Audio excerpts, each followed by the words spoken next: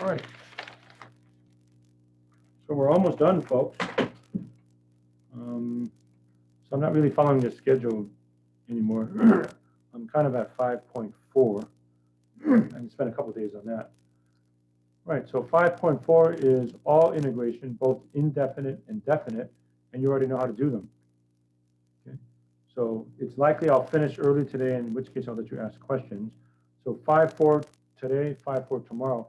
By the way, tomorrow there's a chance I might have to end early. I might have a meeting to attend to. I won't know until later today. But if that happens, that's fine. I'm still good with all these extra days. So we only have 5.4 and 5.5 left. I have all the way until next Thursday to finish it. So we should finish in plenty of time. So our last regular quiz will be on Friday. It'll be obviously on some kind of integration. And then we have plenty of days to finish up everything here. Okay, a reminder, for Friday the 11th, let's make that a review for the final exam. If you want to ask me questions about previous exams, that would be a good time to do it. And our finals on Wednesday the 16th, 11:10 to 1:40. Okay, I sent you via Canvas announcements my final exam week schedule for office hours. Okay, so look under Canvas announcements. I sent that out earlier if you want to catch me during finals week. Okay. All right, so I'll do some of 5.4. I'll probably finish early. I'll stop and let you ask questions. And then when that stops, then we're done. Okay, but 5.4 is just, can you distinguish between an indefinite and a definite integral? Okay, so indefinite integral. How do you know? There's no numbers here. There's no numbers here, right? Indefinite integrals. So your answer is going to be blah, blah, blah plus c. It's give a whole class of antiderivatives, like section 4.9. Then we have definite integrals. How do you know? There are numbers there. So you don't need a plus c. Plug in the upper number, plug in the lower number, and subtract. Okay, that's fundamental theorem of calculus part 2 that we were showing you, right? So we can show that to you one more time quickly. Page 398, FTC2. Okay, integral from a to b of f of x dx. You can put any antiderivative. Since the theorem says you can pick any antiderivative, pick the one where c is 0. Okay. Plug in the upper limit, plug in the lower limit, and subtract. Okay. So I'll do some of each. I'm going to focus mostly on the indefinite integrals, but I'll do some definite integrals also, just so you can distinguish between the two. Okay. All right, so here we go. Problem number 5, 5.4 number 5. Integral of x to the 1.3 plus 7 times x to the 2.5. Okay. Notice they do not give me any number here or any number here. That means this is an indefinite integral whose answer requires a plus c. Okay. So now we know we're doing the same process. We're still anti-differentiating, integrating. Okay. When it's like this, your answer is going to be blah, blah, blah plus c. Okay. When it's like this, your final answer is a real number. Right? All right, so let's just do the power rule. X to the 2.3 divided by 2.3. 7 x to the 3.5 divided by 3.5 plus a constant. So remember, for indefinite integrals, you need to put the plus c. Okay, this one you might as well leave it on. But 7 divided by 3.5 turns out to be 2. So best final answer, x to the 2.3 divided by 2.3 plus 2 x to the 3.5 plus a constant. Okay. Okay, number 9 is also a definite integral. Okay, and of course, you should realize it doesn't matter what letter you pick. It can be x dx, u du, theta d theta, w dw, whatever. Okay. Now, again, this is an indefinite integral, so my answer is going to be blah, blah, blah plus c. Okay. And you might recall we said there's no such thing as a product rule for integrals. There's no such thing as a quotient rule for integrals. Okay. A major topic of Calc 2 Major topic of Calc 2 is how to handle products and quotients. If you have something times something, and if you have something divided by something. Okay? Because you'll see it, for instance, integrate x times sine x. Your first impression is, oh, why don't I just do the product rule? Okay. There's a product rule for derivatives. We always know what to do, right? First times derivative of the second plus the second times derivative of the first. There's no such thing like that for integrals. So you have to learn different techniques. How do I handle a product? How do I handle a quotient? A major theme of Calc 2. This one, fortunately, is easy enough that you can look at it and say, okay, I'll just FOIL it out, multiply it out. I'll get a polynomial, then I just integrate the polynomial. Right? So that should be fairly straightforward. So multiply it out, 2u squared plus u plus 8u, so 9u plus 4. All right, so now it's pretty straightforward.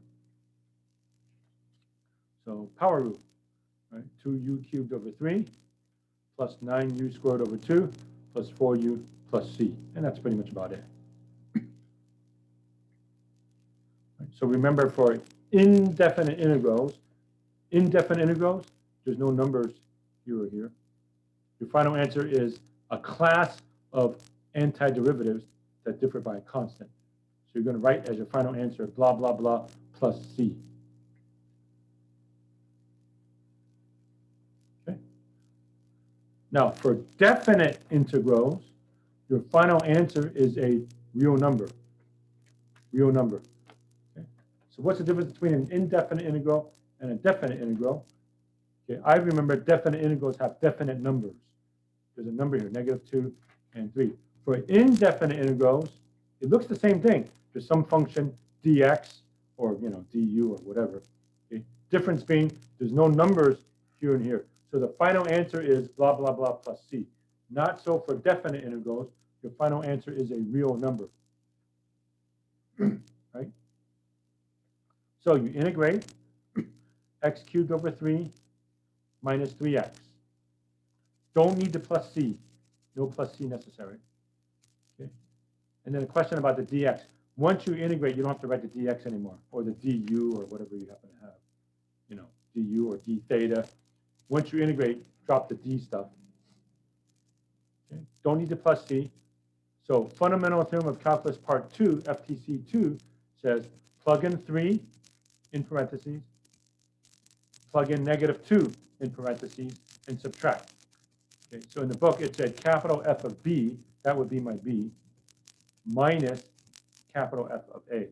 So I anti-differentiate, integrate, plug in 3. Okay, 3 cubed is 27.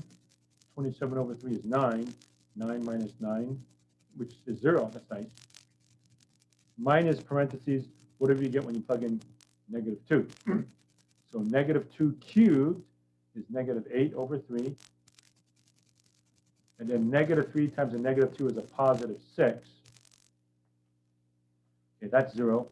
Distribute the negative, so negative, it's +8/3 minus 6 over 1. Common denominator is 3, multiplied by 3 over 3.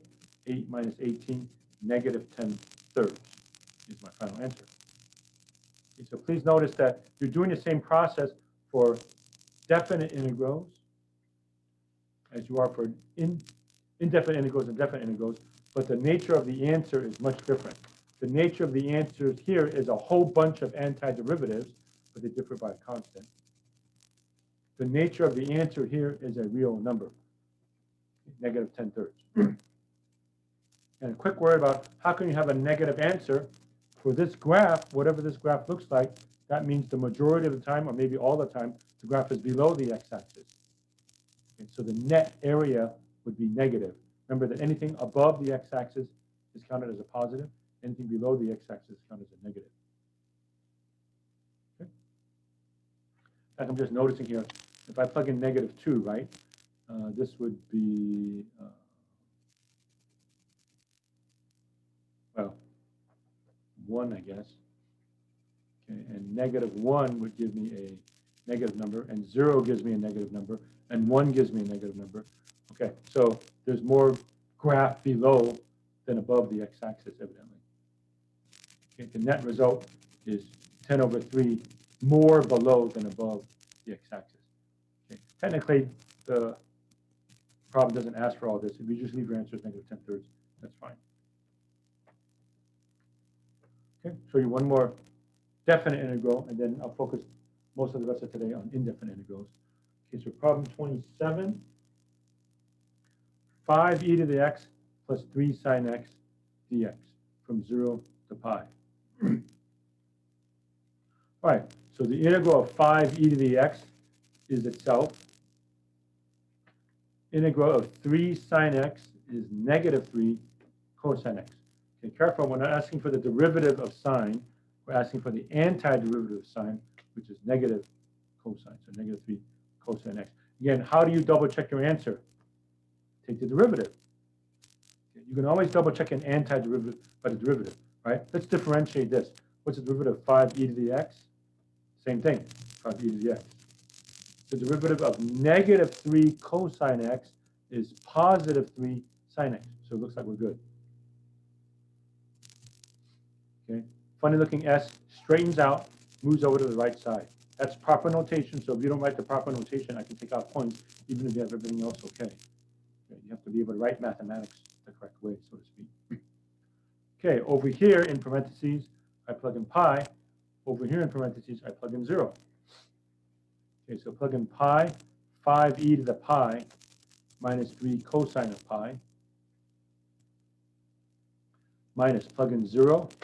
E to the 0 is 1, so 1 times 5 is 5, minus 3 cosine of 0. Okay, cosine of 0 is 1, so that's just like a 1. Cosine of pi is -1, so it's -3 times a -1. So I have 5e to the pi plus 3, distribute the minus sign, minus 5, minus a -3, so plus 3. So 3 plus 3 is 6, minus 5 is 1. Final answer, 5e to the pi plus 1. So that's how you do a definite integral. Okay, so for the next exam, next Thursday, I guess it was, make sure you can distinguish between an indefinite integral, like this one, right? And a definite integral, like this one. You still do the antiderivative process, but the final answer looks different. The final answer to this is blah, blah, blah plus c. The final answer to this is a real number. Okay, and you can tell the difference. I remember a definite integral, there are definite numbers. Okay, so don't need the plus c, plug in the upper number, plug in the lower number, and subtract. Okay. Indefinite integrals, right? There's no number here or here. Your final answer is a whole bunch of antiderivatives that differ by a constant. Okay. All right, so I wanted to show you some indefinite integrals and some definite integrals. Most of the rest of today, I'll focus on stuff up to problem 19, I guess, because those are indefinite integrals. So you already know they should look like blah, blah, blah plus c. Okay. But starting with 21 and on, it looks like most of those are definite integrals, so your final answer is a real number. Is that right?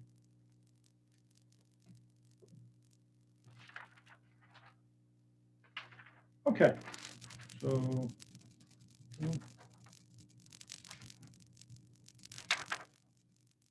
problem number 11.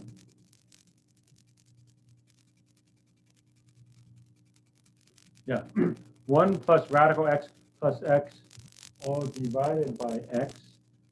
I treat that as x to the first. Okay, so again, there's no such thing as a quotient root. So what do? I just divide. 1 divided by x, that divided by x, and that divided by x. Okay, this is x to the 1/2 power, square root of x. So x to the 1/2 divided by x to the 1, I do the subtraction root, so it's x to the -1/2. Plus x over x is 1. Okay. So I integrate this. Integral of 1 over x is ln absolute value of x. Don't forget it has to be absolute value. Okay, ln absolute value of x. Okay, integrate x to the -1/2. Use the power root. Add 1. X to the 1/2 divided by 1/2.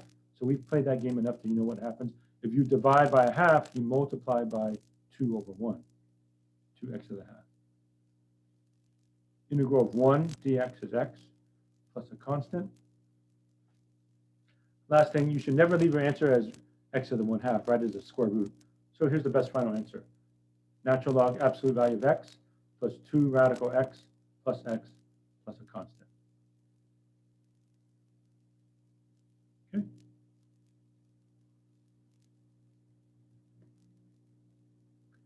That's pretty much it for that one. Okay, 13. Integral of sine x plus sinh x dx. Remember sinh? Okay. Sinh and cos were derivatives of each other, which was very nice. Derivative of sinh is cos. Derivative of cos is sinh. Therefore, the integrals are the same thing. Integral of sinh is cos. Integral of cos is sinh. Okay. That was way back when we did the hyperbolics. Let me see if I can quickly review that with you.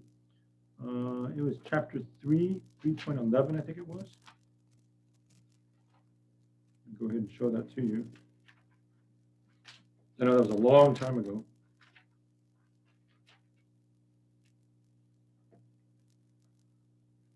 Page 261, 3.11. So the derivative of sinh is cos. Derivative of cos was sinh. Right? And remember I said never mind about these three. Forget about those. Just these. Derivative of hyperbolic tangent is hyperbolic secant. That's just like trig. Okay. But for sinh and cos, they are derivatives of each other. Therefore, they are antiderivatives of each other also. Okay. So this shouldn't be too bad.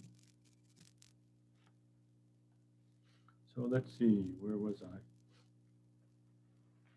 All right, so the integral of sine, careful, not the derivative of sine, integral of sine, negative cosine x, plus integral of sinh is cos, plus a constant. So there we go. How do I check my answer? Take the derivative. The derivative of negative cosine is negative sine, so it's positive sine x. And we know the derivative of cos is sinh. And the derivative of any constant is 0. So we got it. It works. Okay.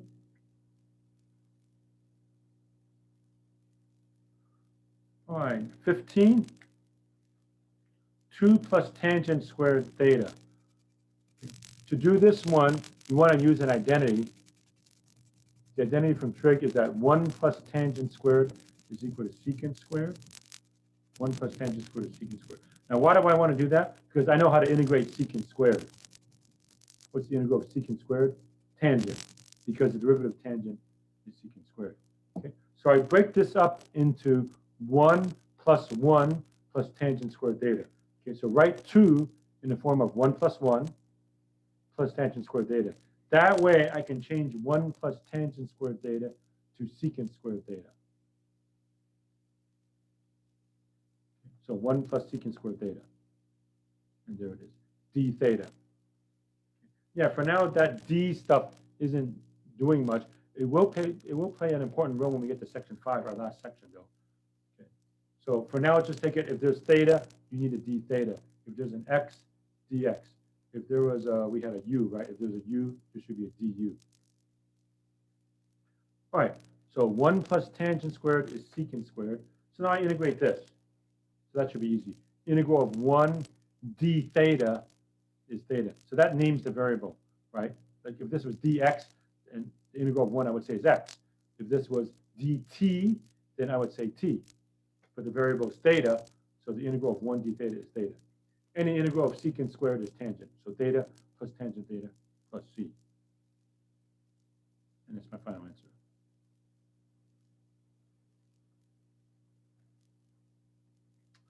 Okay, then 17, and that's the last indefinite integral I was going to do. I'm almost done, folks, and it's barely past 12:30. So I was going to do 17, maybe show you one more definite integral, and then I'll be finished. I think I'm going to be done in 5 minutes or so, in which case you can start asking questions, and if you don't have any questions, we're finished. Okay.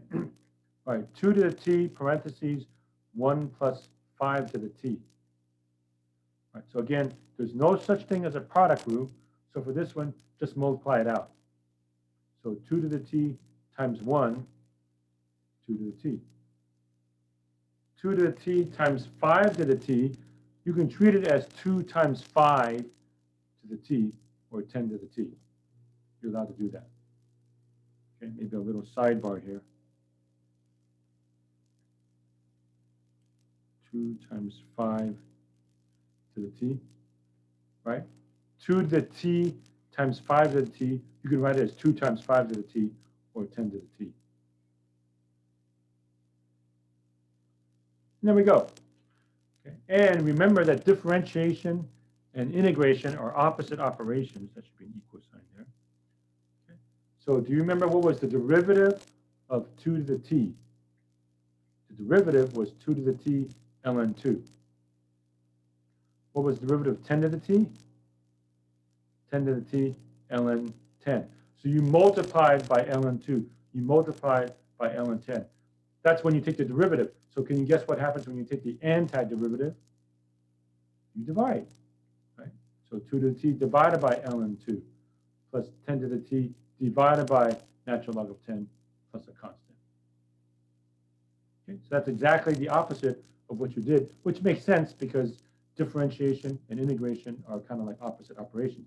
So if the derivative of 2 to the t was 2 to the t times ln 2, the integral of 2 to the t will be 2 to the t divided by ln 2, and likewise for this and so on.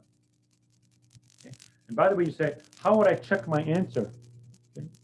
Quite simple.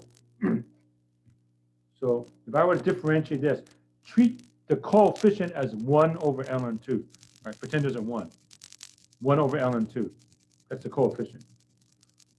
So the derivative of 2 to the t over ln 2, treat it as 1 over ln 2 times 2 to the t. So the derivative will be the same thing, 1 over ln 2 times 2 to the t, times ln 2. That ln 2 would knock out that ln 2. Perfect. And same logic applies for this one, right? Treat this as 1 over natural log of 10. It's a real number, may not be a nice number, but it's a number nonetheless. Okay. The coefficient is 1 over ln 10. Maybe I'll just go ahead and punch it out for demonstration purposes. What's 1 divided by natural log of 10? 0.434. Okay, so pretend this is like 0.434 10 to the t. So the derivative is 0.434 10 to the t times natural log of 10. But the natural log of 10 will cancel that natural log of 10, and I get that back. So you can see it definitely works.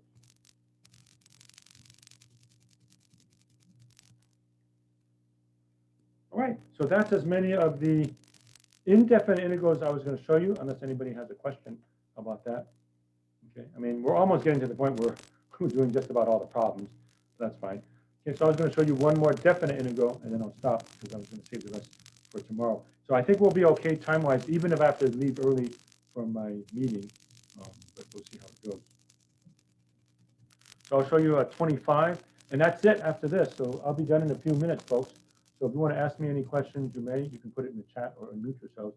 If not, we're done for the day. Okay, so 25 is a definite integral because there are definite numbers, 0 to 2, 2x minus 3, 4x squared plus 1 dx. Okay, it's a product. Once again, there's no such thing as a product rule. So what do? I just multiply it out. Okay, so just FOIL it out. That times that is 8x cubed. That times that is 2x. Notice I'm writing it in order. I'm going to write it exponent 3, 2, 1, 0. Okay, then that times that is negative 12x squared, so I put that over there. And then minus 3, okay? Just to put it in order. And now I reached the bottom of my paper, I got to go back up. So I'll talk about it first. So 8x to the 4th over 4. Right. Minus 12 x cubed over 3. Minus 12x cubed over 3. Plus 2x squared over 2. Well, if you have 2x squared over 2, x squared. And the integral of negative 3, negative 3x. Okay. Lose the dx. Once you integrate, lose the dx. that funny looking s moves over to the right side and put 0 to 2. Okay. Oh, a little bit of cleanup on the algebra, or actually it's arithmetic. 2x to the fourth minus 4x cubed plus x squared minus 3x. Okay. Plug in 2, plug in 0. Okay. Let's double check. What's the derivative of this? What's the derivative of that? 8x cubed. Perfect. What's the derivative of negative 4x cubed? Negative 12x squared. What's the derivative of x squared? 2x. And the derivative of negative 3x? Negative 3. Perfect. Now, this happens a lot, and when you guys see this in Calc 2 or even Calc 3, this happens a lot. A lot of times when you plug in 0, you get 0, especially when you get a polynomial, right? You can tell when you plug in 0, put a 0 there, 0 there, 0 there, 0. It's all 0, right? 0 to the fourth is 0, 0 cubed is 0, 0 squared is 0, that's 0. 2 times 0 is 0, negative 4 times 0 is 0, that's 0, negative 3 times 0 is 0. Add them all up, it's 0. So a lot of times you can just skip plugging into 0, but you do want to be a little bit careful. Like suppose it said e to the x, right? E to the 0 is not 0. E to the 0 is 1. And a little bit of caution for trig functions. Sine of 0 is 0, but not cosine of 0, right? Cosine of 0 is 1. Okay, so a little bit of caution. But when you have a polynomial like this, right, you can tell when you plug in 0, it's all 0. So that's easy. So the only thing of substance is plugging in 2. So let me plug in 2. 2 times 2 to the fourth, 2 times 16, minus 4 times 2 cubed is 8, plus 2 squared is 4, minus 3 times 2 is 6. That's 32. That's 32. Cross them out. 32 minus 32. So 4 minus 6, negative 2 minus nothing. So final answer is negative 2. And that's pretty much about it for that one. Okay. So quite often when you plug in 0, you do get 0, but don't be completely carefree. A little bit of caution. Just check to make sure, okay, if I plug in 0, do I do get 0? Okay. In this case, yes, that's 0, that's 0, that's 0, that's 0. Add them all up, multiply them, it's all 0. Okay. But if you get e to the 0, watch out. E to the 0 is 1. Cosine of 0 is 1. Sine of 0 is 0.